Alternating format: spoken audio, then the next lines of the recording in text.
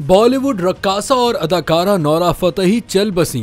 Social media पर अदाकारा की मौत की खबरें गर्दिश करने लगी। हकीकत क्या है, आइए जानते हैं।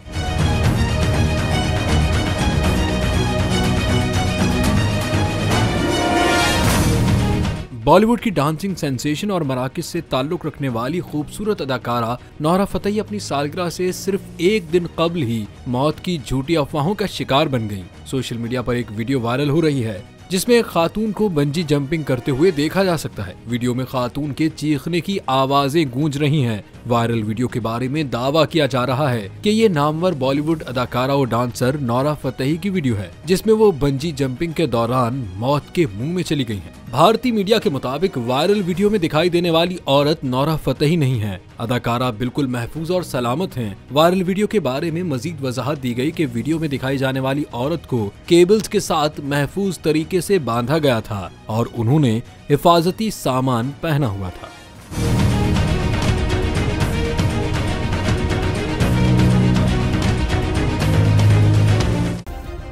सब्सक्राइब करें और बेल दबाएं ताकि कोई खबर रह न जाए।